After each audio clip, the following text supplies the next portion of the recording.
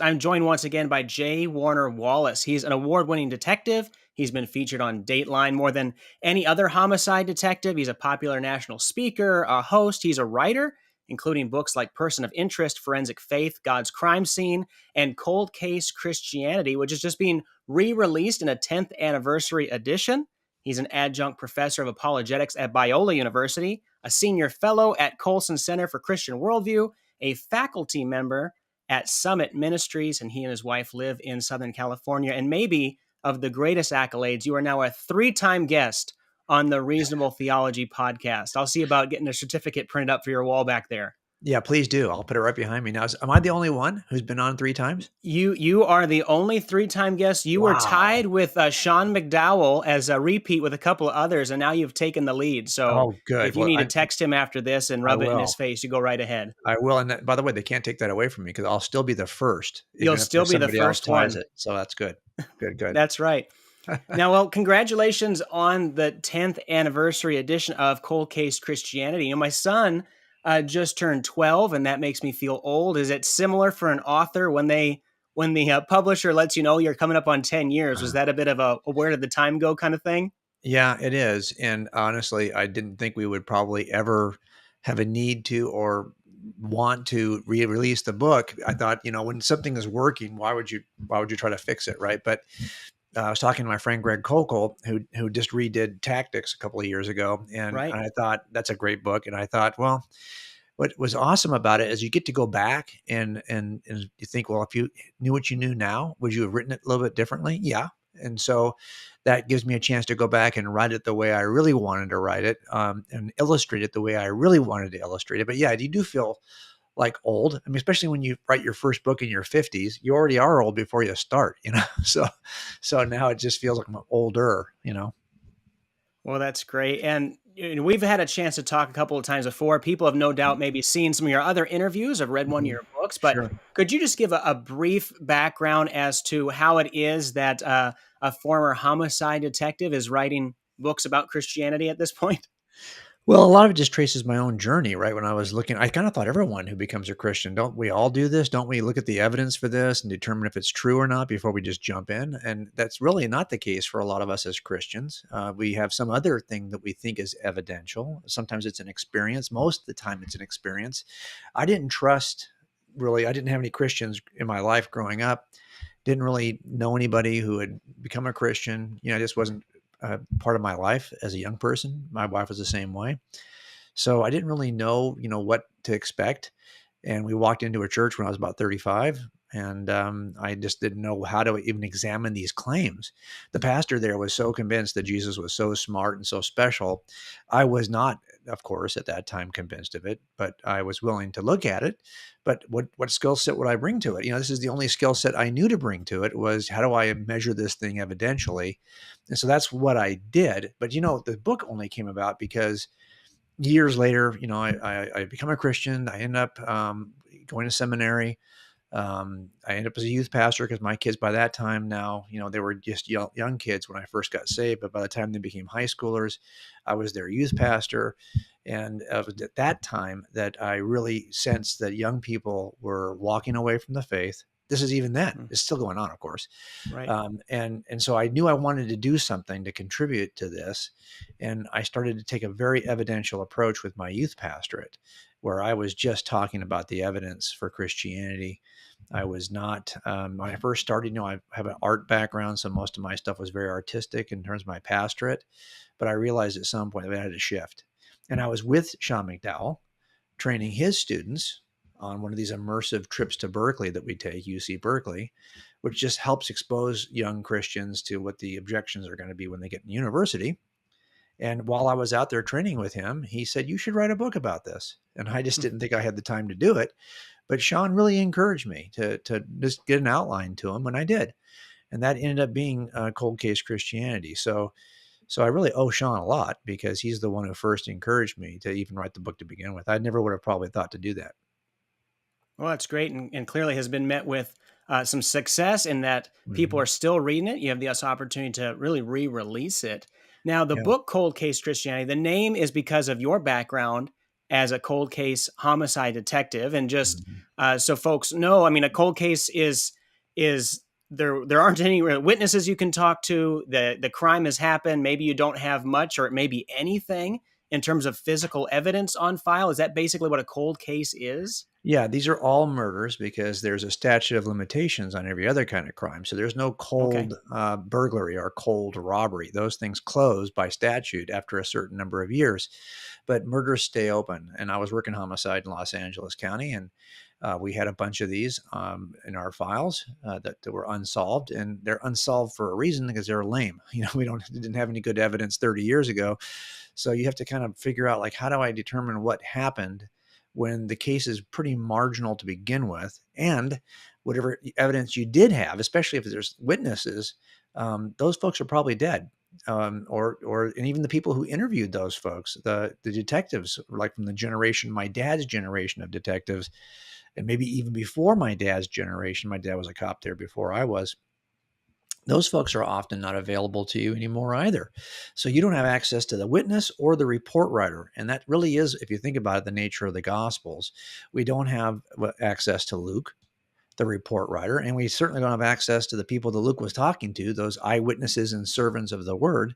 So you have to figure out, like, what can I trust about a supplemental report written by somebody I don't have access to, who's interviewing somebody I don't have access to? Well, that was the skill set that I applied looking at the Gospels. Yeah, and so that's the skill set you apply not only for your personal coming to faith, but that's really the basis for cold case Christianity. And as we've mentioned a couple of times, it's been a number of years since that first came out. How has your method of teaching apologetics, your method of trying to reach the culture, how has that maybe changed and shifted and grown over the last decade? Well, I think a lot of what I do, and I do a lot of work now with police officers in marriage resiliency retreats that we do with Billy Graham Association. And I'm just home right now, as a matter of fact, for this period of time, because I do a lot of these during the summer and fall, and so we Sure. have this stuff that pops up, and I realize that this is really the challenge. It's twofold. Number one is it true? Is Christianity true? But number two, is it good? And that's something that has changed, I think, in the 10 years since I wrote the book. I think what's happening is the culture is shifting so quickly.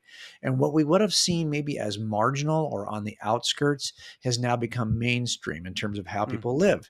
What do we do with gender ideology? What do we do with what's happened to the institution of marriage? What do we do in terms of the abortion issue? These issues that have become mainstream in culture are really running against the teaching of Jesus. So the question, I think, for young people is it, well, first of all, probably the first question is it good? Now, I wrote Person of Interest to address that issue. And I also wrote a book coming up next year, which is called The Truth and True Crime, which really addresses the issue of the goodness of Christianity in a slightly different way. Well, why? Because I think this is important that young people understand that this is not just true, but it's good. But here's the problem. My dad would be somebody, as a non-believer, who would say that Christianity could be good but not be true. He also thinks that Mormonism is good but not true. And there's some aspects of Hinduism or Buddhism or any other number of theistic worldviews that might be good. Maybe you get Yeah. learn some good principles on how to live, how to be charitable to others, blah, blah, blah. But they aren't true. My dad thinks these are all just useful delusions. Well, I think if young people think this is good but not true, there's coming a time when they're going to walk away from it. So these two things are connected. Is it true and is it good? I think we have to make a case for both. And so I think the foundation of the goodness of Christianity stands on the trueness of Christianity. And that's what I'm trying to get at here in Cold Case Christianity. I'm trying to do it really in a way that is, there's a lot of classic books that have come up under the field of Christian apologetics, right? And a lot of them are evergreen because the case for Christianity really hasn't changed in 2,000 years. And I think that our book is evergreen as well.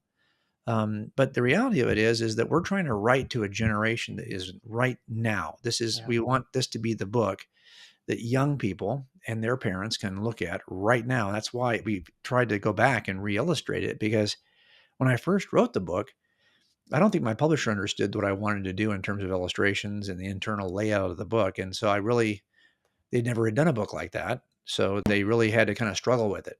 And now that it's 10 years in, and I've written a bunch of other books, there are 400 plus illustrations in Person of Interest.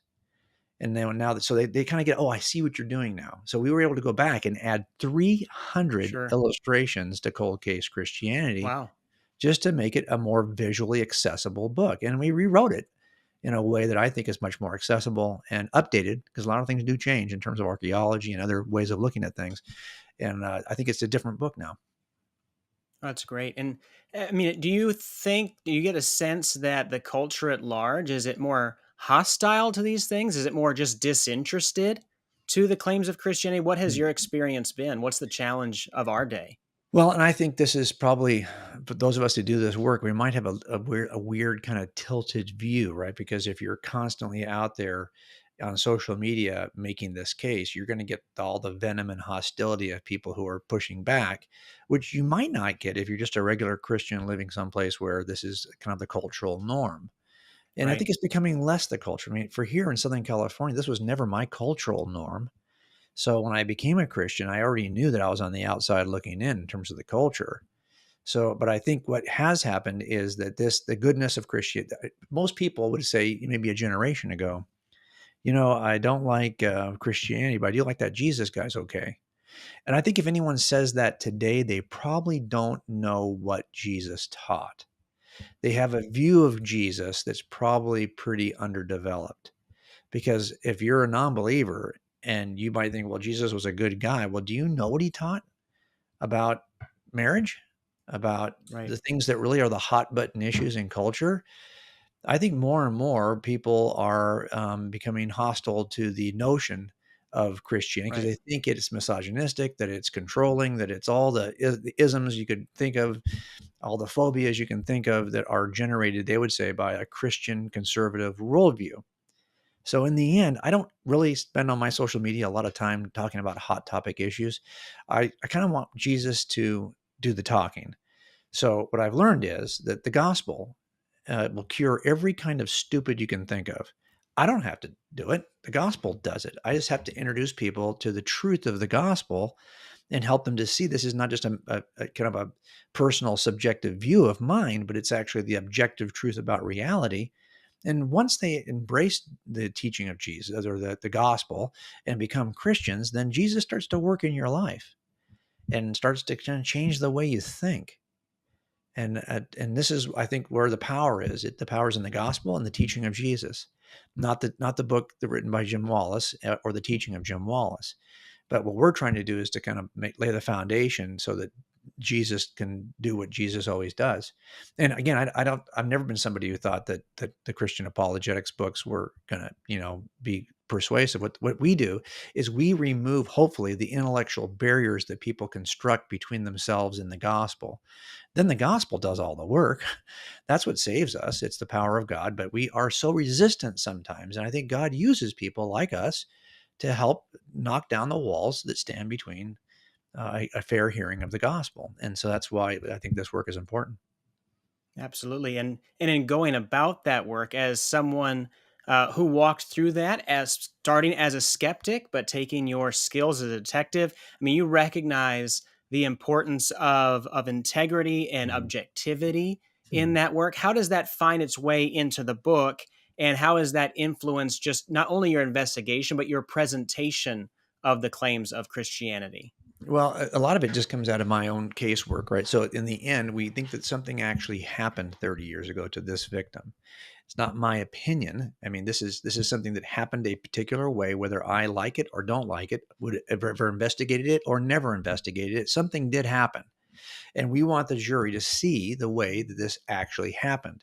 So, first of all, they have to understand and embrace the idea that this is not my opinion, not Jim Wallace's opinion. It's not the defense attorney's opinion or the prosecutor's opinion. It really is an objective examination of what really happened 30 years ago or 40 years ago.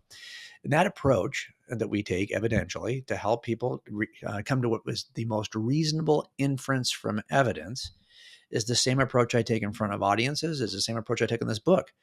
Like, let's take a look at the evidence set. Let's first of all understand the rules of evidence. I think part of the problem is that people don't, when you go on a jury, if you've ever served jury duty, you're going to have to learn a lot of jury instructions before you can just go in that room and make a decision. And those jury instructions are really just instructions for clear thinking. So what we try to do in these books, all my books, but especially in Cold Case, is give you 10 kind of rules of evidence. Those rules of evidence will help you think more clearly, not just about Christianity, but the next time you watch a true crime show, you'll be thinking more clearly about the process. And then we apply that process to the claims of the Gospels. Like, how do you know if witness is telling the truth? How do you know this isn't a conspiracy?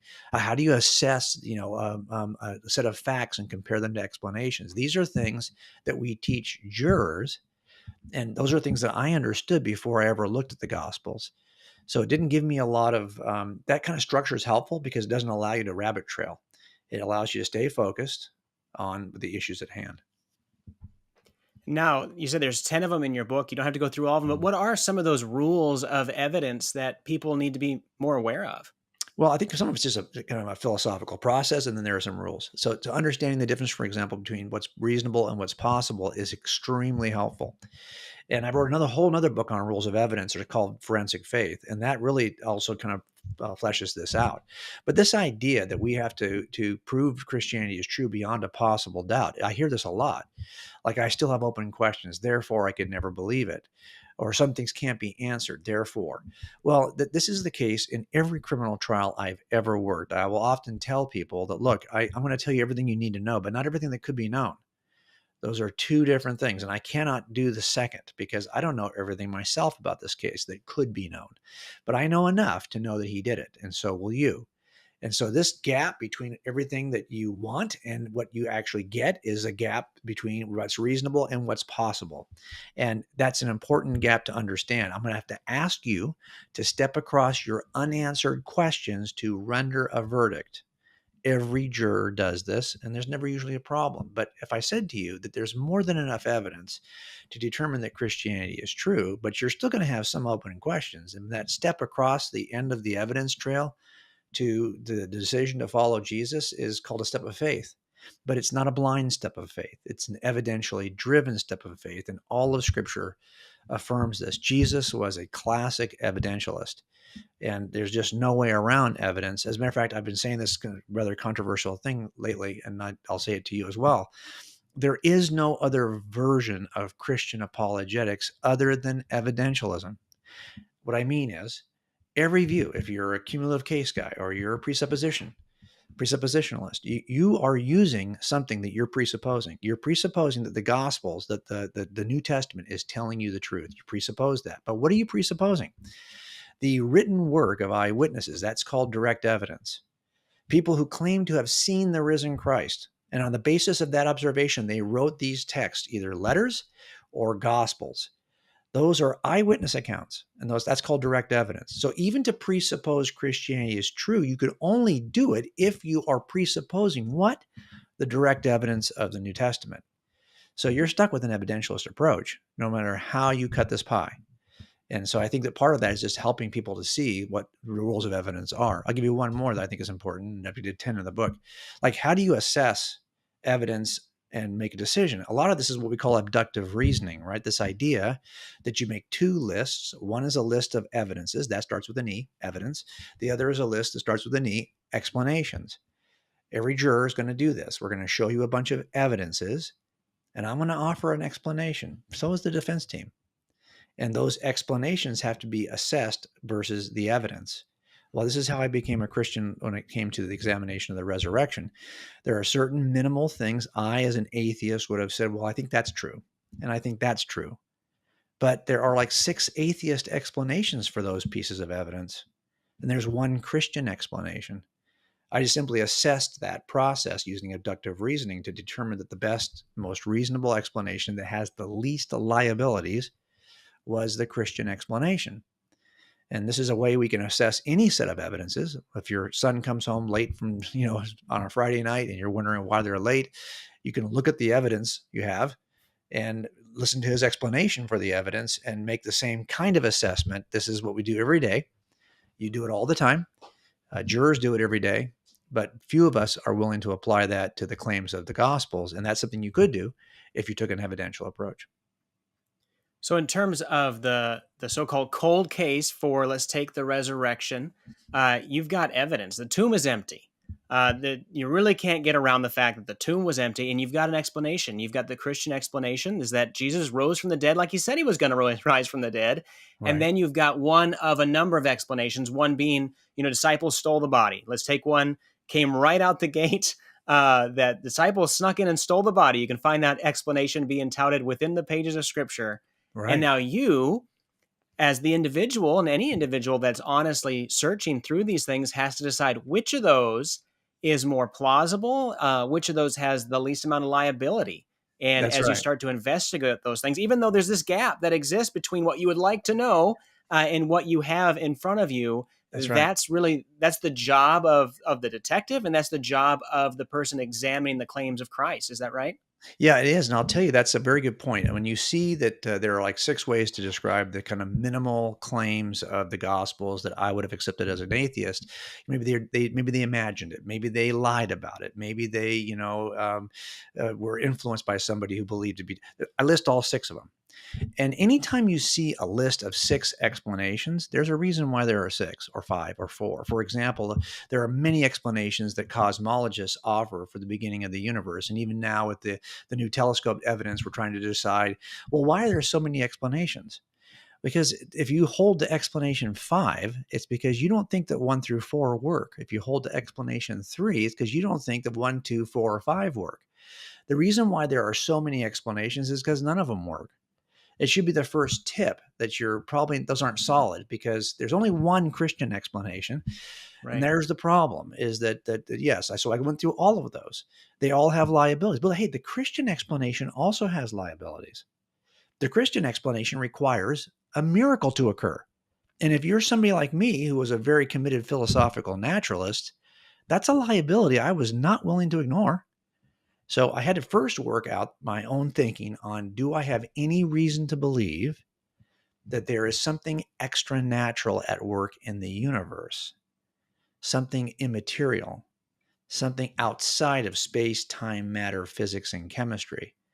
I think that's a worthy investigation in and of itself, because once I investigated those claims, I realized, yeah, there is something outside of the material realm that is at work that can account for things like consciousness and free agency and the information we see in DNA and the design features we see in biology and the beginning of life in the universe and the fine tuning we see that feels like it's apparent even from non-believers in the universe and the existence of objective moral facts, even the fact that there's a standard by which we measure things and call something evil.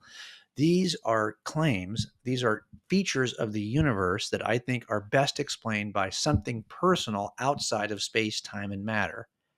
And if that's the case, then there's no miracle on the pages of the New Testament, including the resurrection, that is really of substance. I mean, if there's a God who creates everything from nothing, I'm betting he can do anything on the pages of the New Testament. These are what I call small potato miracles. And so I think in the end, I had to do both, which is, when I first wrote Cold Case, I was teaching a bunch of stuff to students, and Sean saw me teaching all of it. And he said, "You should write a book." And I was like, which book should I write first? I'm glad I wrote Cold Case first because it kind of captured the ethos of my work. But I was tempted to write God's Crime Scene first because that really is the investigation. If there's no God, then there's no Christian God. So the foundation for my thinking was, first of all, do I have good reason to believe there might be a God? It was just the New Testament that provoked me to even start that investigation. But that's really what I had to do to get rid of my bias against the supernatural, was to do the work that's in God's crime scene. So a lot of this for me was like, do I write Forensic Faith first? Do I write God's crime scene first? Do I write Cold Case? I offered all 3 to the publisher. They chose, and good for me, they chose Cold Case first. So that's what the one we wrote first. That's excellent. Now, in terms of someone that's looking into these things, they have had their interest piqued somehow. They a friend's handed them a Bible. They're the Spirit's working on their heart, whatever the case might be, and they're looking at their New Testament. I mean, this is something that takes place in first century Israel. They're not having cameras. They don't have the Judean Times being written daily and circulated. So there's not a lot of direct evidence for them to evaluate. Can you get a little bit into what the difference is between direct and circumstantial evidence and how that relates to this venture that you lay out in the book? Yeah, it's a good point. So we have a tendency to use these words loosely. And so when we say direct, we kind some people will use that term. And what they really mean is like it's really pointed or it's really specific. That's not the word for use of the word direct. So direct evidence is simply one form. It's if an eyeball can see it and capture it and then restate it, it's an eyewitness. That's the only thing that counts as direct evidence. Everything else is indirect evidence. Now, given the kind of generation in which we live, this eyeball on your camera, on your phone, video is direct evidence because it's like a reporting party. So it's kind of like an eyewitness account. It has to be tested. I don't trust eyewitnesses. They have to be tested. That's the whole second half of the book in Cold Case is testing the eyewitnesses. But everything else is called indirect evidence. So DNA information, DNA, that's indirect. Fingerprints, indirect. Ballistics, indirect. Blood spatter, indirect. Gunshot residue on the hands, indirect. If it's not an eyewitness, it's in the indirect category, and the other name for indirect evidence is circumstantial evidence. And judges tell jurors all the time, this is another chapter of the book, that they are to treat indirect evidence with the exact same priority and regard with which they treat direct evidence. That none is to be given more status or value than the other. So that's helpful because most people think if I don't have a witness. Now, the question then becomes, well, what are the Gospels? And people have made these claims. I mean, I'm not the only person who thinks that the Gospels are an eyewitness account, although lots of skeptics will say they're not eyewitness. They're written by anonymous people. Well, that's the first claim I needed to know. Are these eyewitness accounts? They're tested under 4 criteria. Now, most people who say they're not eyewitness accounts don't even know the criteria by which we test eyewitnesses, but they are in the jury instructions. So I simply followed the jury instructions and I tested these accounts as eyewitness accounts. And so surprisingly, they pass in a way that is very unique. So, for example, if you were to apply the same 4 criteria to the Book of Mormon, it fails miserably very quickly. But if you apply the 4 principles to the Gospels, because remember, both books, the Book of Mormon and the Gospels, the New Testament, they both describe a series of events over a period of time. The Book of Mormon describes about 1,000-year history from 600 BC to about 400 AD, all of which occurred in a specific region on the North American continent, involving specific people groups, living in specific cities, having wars, using certain weapons, describing certain animals, certain monetary systems, none of which can be confirmed at all archaeologically. And that's why this kind of thing is important. Corroborative evidence is an important part of any eyewitness claim. So I always tell people that my family is all, atheist or Mormons. My dad remarried, his second wife is Mormon. So I would have loved for Mormonism to be true, only because I have a lot of family members who are Mormon. And if I was going to become a believer, I could join them. But the problem is that Mormonism is false. It's demonstrably false. And so I always say that this process I'm describing in Cold Case Christianity will not only lead you to truth, it will protect you from error. That's another thing that's changed in the last 10 years, really, since more Mormons have run for office, like Mitt Romney, is that Mormons have now kind of positioned themselves. This wasn't the case 20 years ago, but now Mormons will call themselves Christians. They want to be seen as a denomination of Christianity. A lot of the people who follow me on social media are disappointed to find out that I don't think Mormonism is true. But this is important for us to decide, like, which version of, there's a lot of progressive versions of Jesus that aren't true either. We need to know which version is true. Yeah, I've got to talk with Eric Johnson with Mormonism Yes. Research Ministries, and he does great work over there and really helping people do much the same process of analyzing. Okay, here are the claims.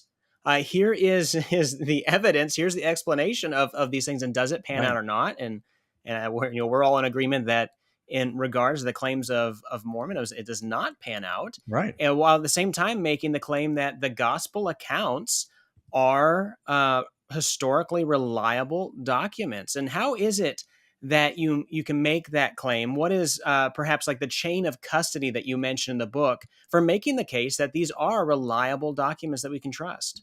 Well, okay, so there's 4 ways that we determine if a witness is reliable. One, were they really there to see what they said they saw? So that's why the early dating of the Gospels is critical. Mm, If people are correct, the skeptics who will say this all the time. By the way, the skepticism really has only started in the last 200 years or so.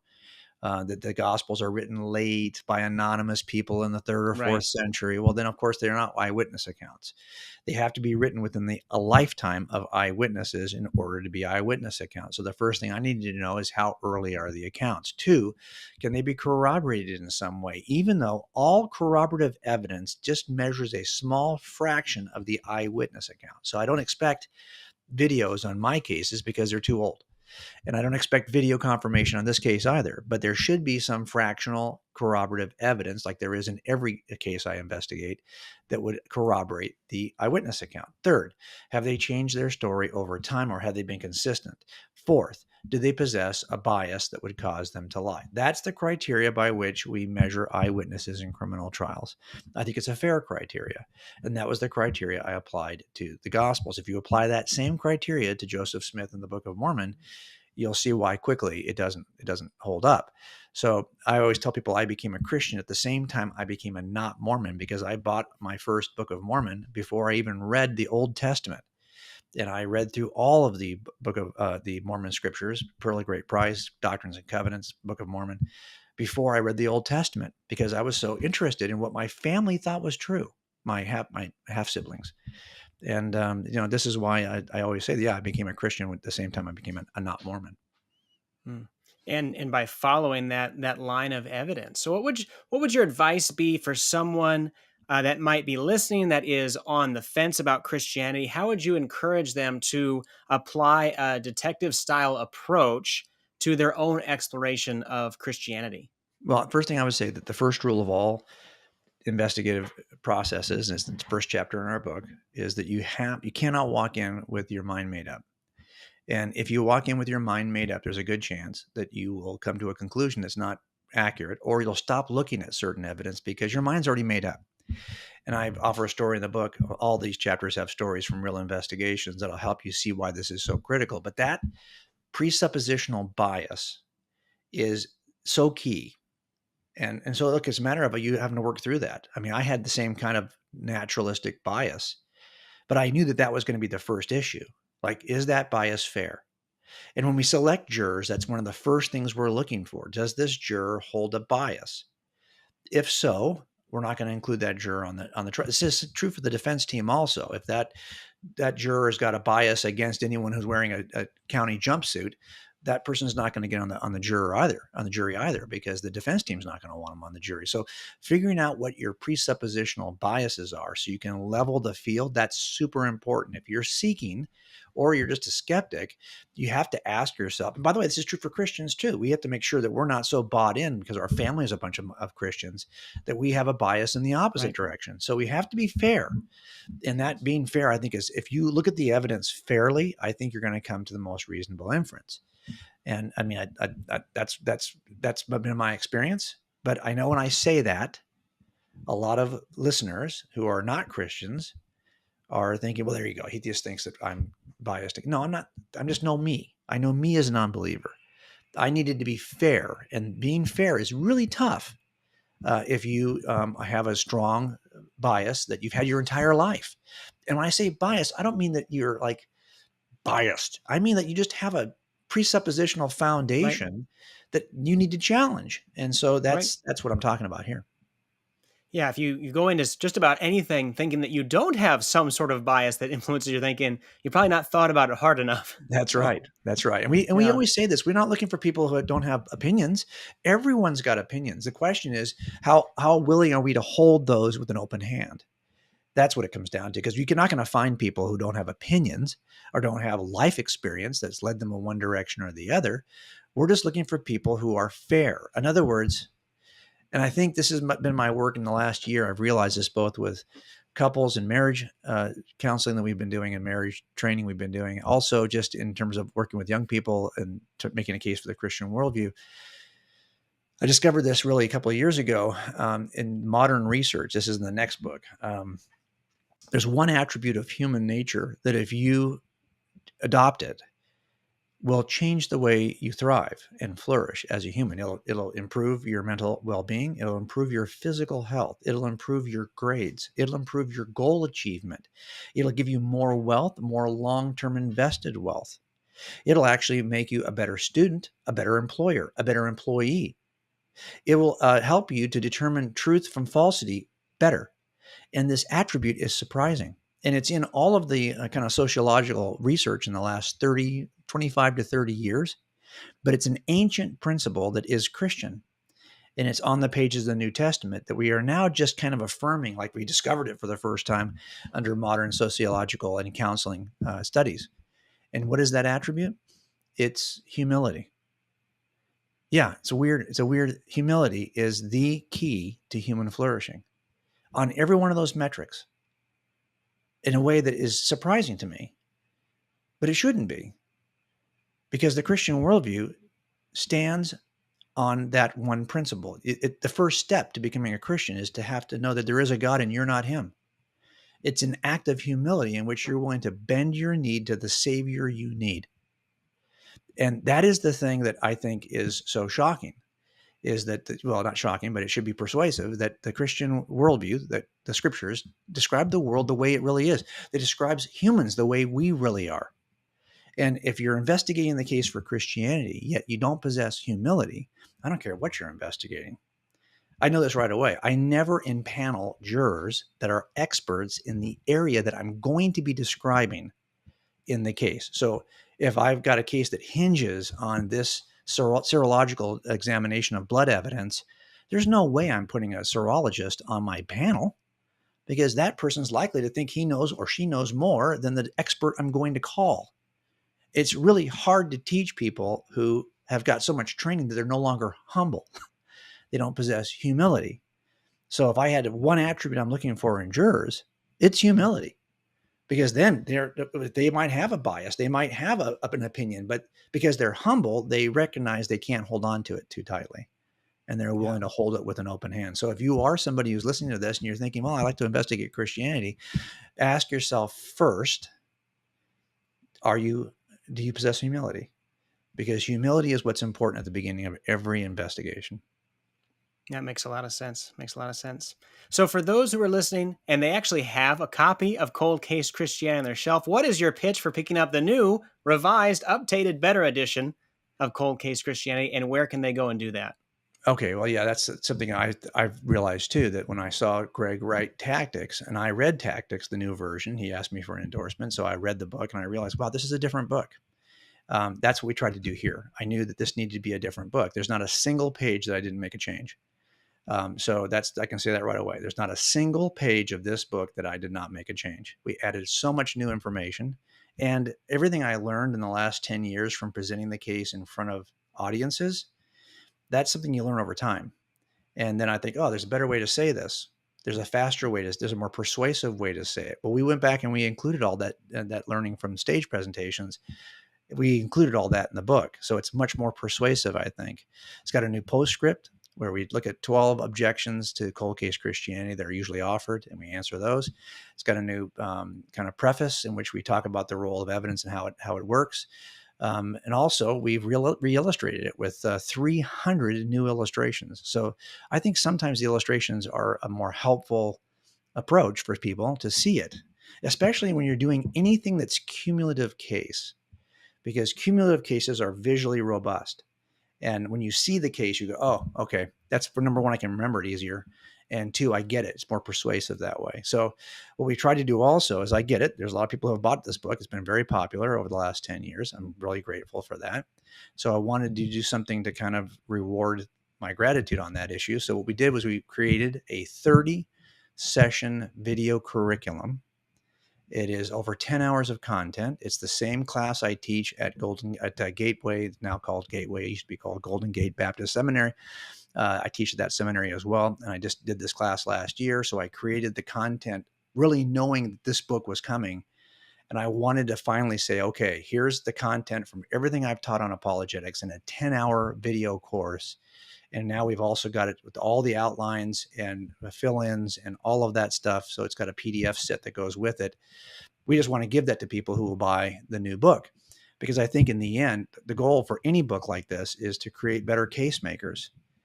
We've also created a 410 slide PowerPoint because so many people are teaching cold case Christianity in their churches, in their youth groups, in their small groups. So this is the most robust PowerPoint we've ever created for anything.